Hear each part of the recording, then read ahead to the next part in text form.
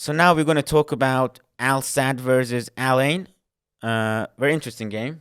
Yes. Very this game was the one that did not actually surprise us. Well, not in the same way, but in terms of result, nothing weird happened. This was probably the best ones in terms of entertainment overall, Yeah. like from a neutral point of view. I agree with you. Like a 3-3 in the first match day 3, and then a 4-0 win for Al Sadd in that second game.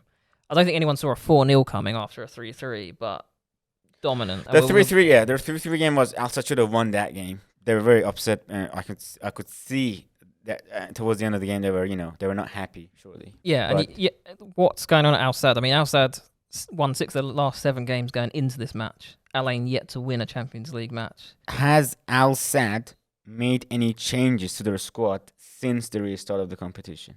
Well, Santi Cazorla Because you've studied them has for a long time. Sorry, yeah, go on. been a fundamental change to the team. Because, well, what it's really done is it's allowed Xavi to play the football Xavi wants to play, right? Because Xavi's style of play, I wouldn't necessarily call it tiki-taka because there's more to it than that, and that's not discrediting tiki-taka as simple, but that intricate pass play is a big part of Al Sadd's style. And it was already in play, you're already seeing it happen, but it would break down quite a bit. What you've got out of Santi Cazorla is someone who is 35, who has recovered from a career-ending injury to find form again in La Liga, and Amazing. maybe lost the pace to play at that level, but probably has like 5 years in the tank for a 35-year-old. He's very well-conditioned, very in shape, and does believe in Xavi's philosophy. The movement and the passing of Santi Cazorla on the offensive play really just brings the ball out. He's the where it all starts with. So once the defense breaks down, you look for Santi Cazorla, you create triangles around him, and you create intricate passes, which then allow your forwards to just jump forward into the game. And they do it so well. I mean, let's get into the first game. So it was a 3-3 draw, and strong driving, kind of attacking on and off the ball play from both teams. But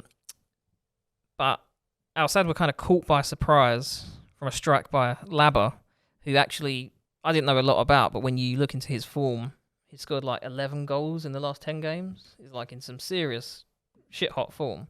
But 11 goals in 10 games, and he's doing phenomenally well.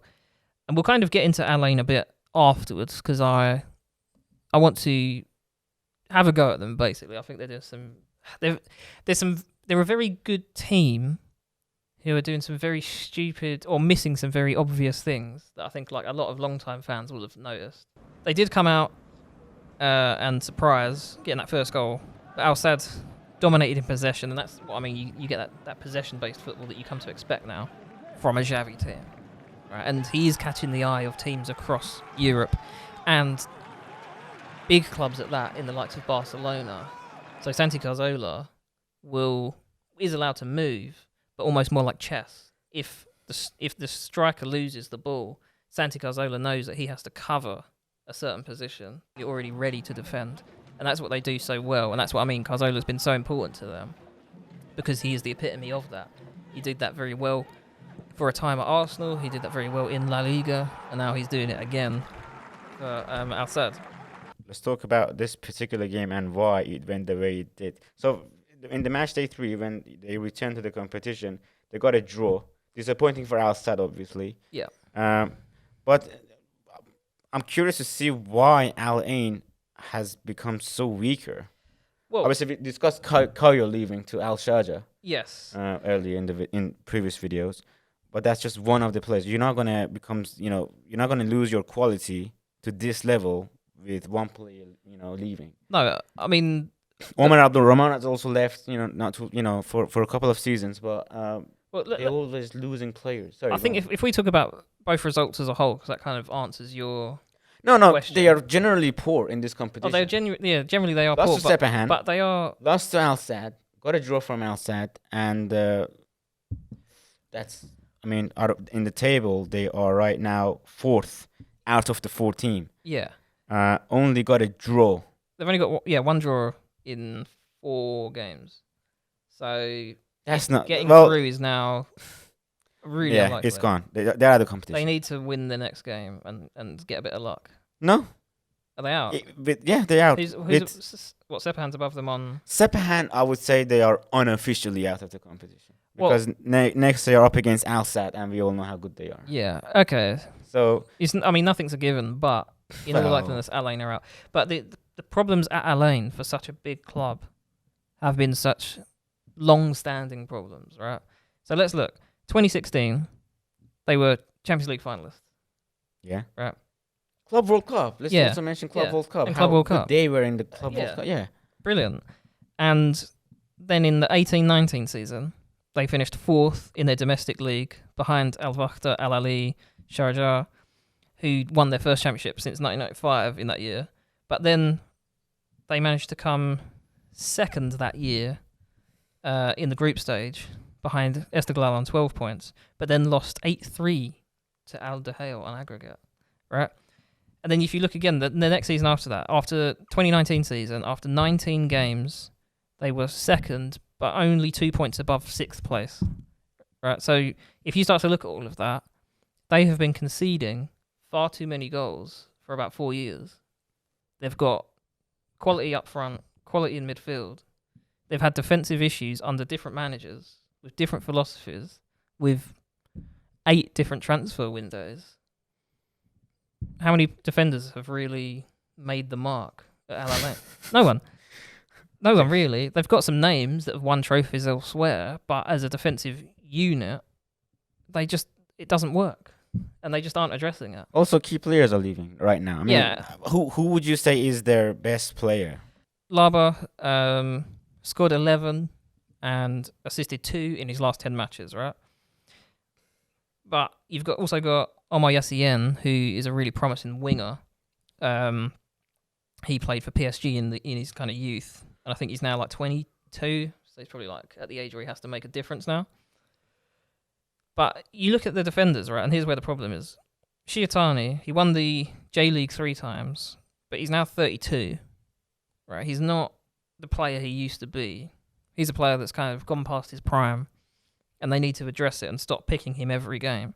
And another player that they keep picking every game, Khalid Issa, the goalkeeper. Right, here's a stat for you.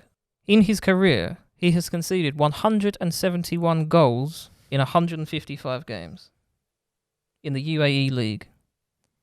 In the Champions League, he has conceded 82 goals in 63 games. He is not a good goalkeeper. Well, it's time to say goodbye to Al Ain because they are already out of the competition in match day 4. That's something we are certainly aware of. Yeah. I would also say Sepahan.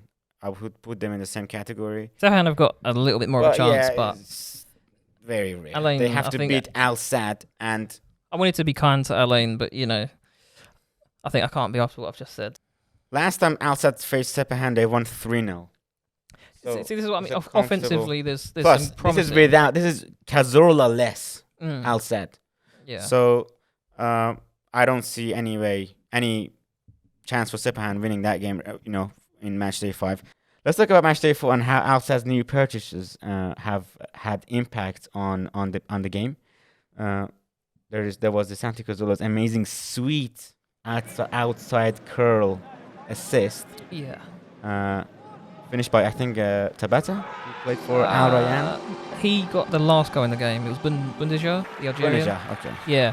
Amazing performance by him. Cazorla and Bundesjahr's link-up play, as well as Akram Afif, Akram Afif, yeah. is those three together are Fire. dangerous. You would not want to walk into an alleyway right, and see those three guys. They would beat the hell out of you. And so here's the thing, right? In the first match, and here's the difference between the two managers as well, because Alain, part of the problem is the manager.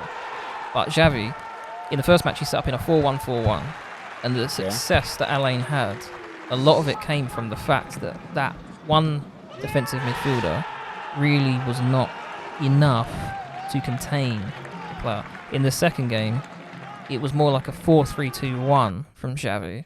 He really put out a different shape. He occupied the midfield. So the success that you had in the previous match, this goes back to what I was saying previously, the success that you had in the previous match was nullified. So Xavi learnt his lesson. well, the interesting thing about the current part of the competition is how teams react to each other Yes. because they're playing the same opponent in such a short space of time. But I don't think Al Sadd made any changes in terms of. Well, you mentioned the change of formation, but not. Yeah, I don't think there players. was personnel change. I think it was just literally same team, different formation. I might be wrong, but I didn't see anything there in terms of personnel changes. And then the last goal from 39-year-old journeyman Tabata, who's Brazilian with Japanese grandparents, so everyone always thinks he's Japanese. Again, he that was another Carzola assist. He sort of chipped the ball. Tabata picks it up, sort of turns twice on to kind of trick the defender on his shoulder, and then just hits the ball hard, and that just kills the team. And that's part of the problem as well. Alain, I mean, even the manager that they've got at the minute, Pedro Emanuel has not managed a single club for more than 80 games. Right? He's been at quite a lot of clubs now, but 80 games, 2 seasons. And you've never managed a club for more than 2 seasons. Thank you very much for watching this video. We will now move on to Sepahan versus Al Nassr, a game which both sides managed to get the same result in both legs. I think it's going to be the shortest and the most simplest video to talk about, but we'll talk about it when we have to. Thank you very much. That's it from us for this video.